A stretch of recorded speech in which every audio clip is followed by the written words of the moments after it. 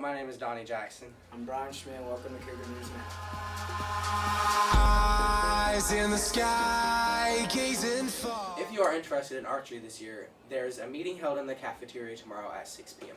Central Savings and Loans will be making its much anticipated return. The grand opening will be this Friday, and it's located next to the cafeteria during 5th period only. To make it even sweeter, the first 30 students that set up a savings account will receive $100 grand. This Friday, September 25th, will be senior tux and drape pictures in the new gym. Underclassmen pictures will be in October. If you're interested in environmental club or academic team, please see Ms. Sharp. FCCLA will be selling peel and stick coupon cards. Anyone interested, please email Ms. Stoll or come by her room 611. They are $10 and don't expire until 12/31/16. Basketball conditioning has begun. You must have a current school physical to participate. Please see Coach Roach in room 202 if you want to schedule for girls basketball. Seniors, college is really expensive. You might need some money to pay for it. So stop by the guidance office and talk to your counselor to talk about scholarship opportunities. Teen court again this year for all Bullitt County 8th through 12th graders. If interested, please contact Kaylin Wood. Cases for the rest of the year will be on the third Thursday of every month. There's an ASFAM exam tomorrow at 7:30 a.m. for those who have signed up. High Attendance Day reminder. High Attendance Day is tomorrow, so make sure to be at school. Miss Henderson is starting a book club. Stop by the library or talk to your English teacher to see what books are being offered. There is no FFA meeting after school this week. You will meet during school in October. Boys and girls soccer are playing Boardies tonight, so go and get those charges like if they owe you money. If you are interested in joining the Future Healthcare Professionals Club, there will be an informational meeting today at 220 in room 705. Marching band has a competition in Nelson County at 5:30 on Saturday. Good luck to y'all. I don't know if you all realize this, but today is the first day of fall. Now, I understand that you did some interesting work over the summer. Can you tell us about that? Yes, I worked at a service camp for foster children called Camp Freedom. Let's talk about it. So, Mr. Strebel, or Mr. Dale, as I hear you're called the week of camp? Yes, Camp Freedom. Camp Freedom, that's awesome. So you're the director. Yes, that's correct. How long have you been the director? I've actually been the director since 2012. I actually started out the camp as a counselor, as everybody does. Eventually became a team leader, working actually with the kids and their teams. And then from there went to staff that basically was called support staff that kind of made sure things were there and ready to run. And from there went to the assistant director position before going to the director position. Wow. And as director, I hear you work not only the week of camp, but all year long to get ready. Camp Freedom is pretty much a year-long practice for myself and my staff. As soon as one camp ends, we start actually preparing for the next camp.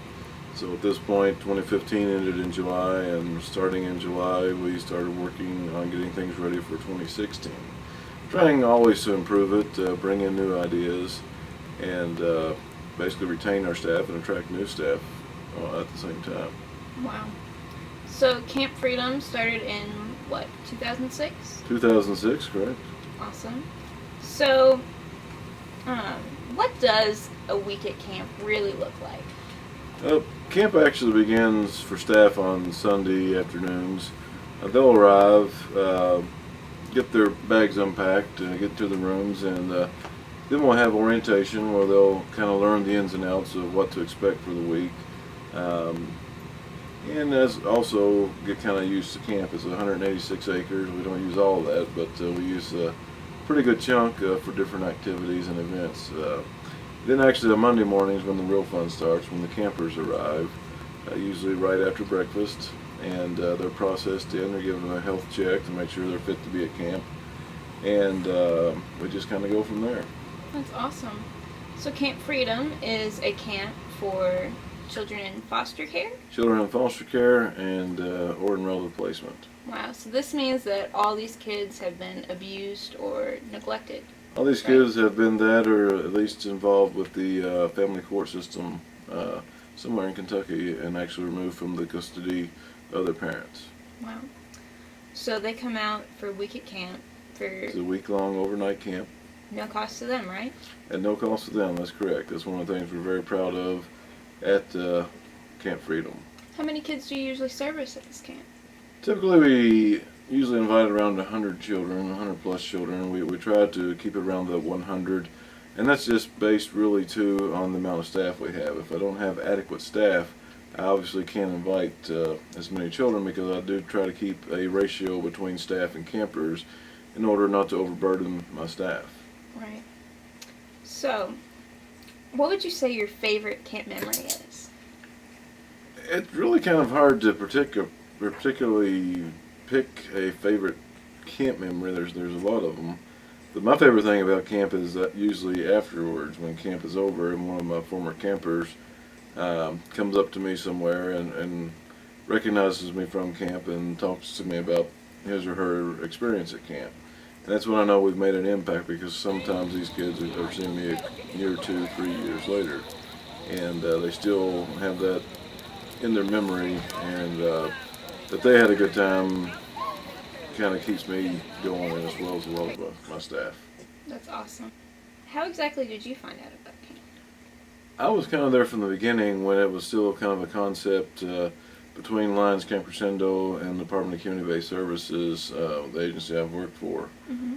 And I was kind of volunteered for it because of my background, and my supervisor knew I enjoyed camping and that type of stuff, and I actually worked out there when I was still at band camp back in the 1980s. So I was kind of volunteered for it, and it just kind of stuck. That's awesome. All right, so what would you say to somebody who really wants to help out camp? Well, I mean, there's a number of ways to help out camp. One of the ways, of course, is to volunteer. We take volunteers who are 16 years of age on up.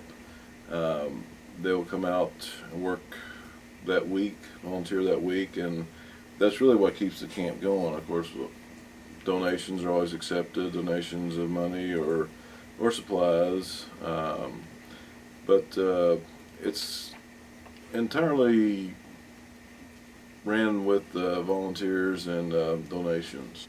How are people to get a hold of you if they want to find out more? Well, or get an application? The best way to find out or to reach me is through my work email, which is Dale, DALE, .Strebel, STREBLE, @ky.gov. That's really the best way. They can also access the Lions Camp Crescendo website at llcky.org. There's applications and a little bit more information. Also some pictures of the camp on the website. Awesome. Thank you so much for your time. Well, thank you very much. I appreciate it. Thank you and have a nice day. Bye.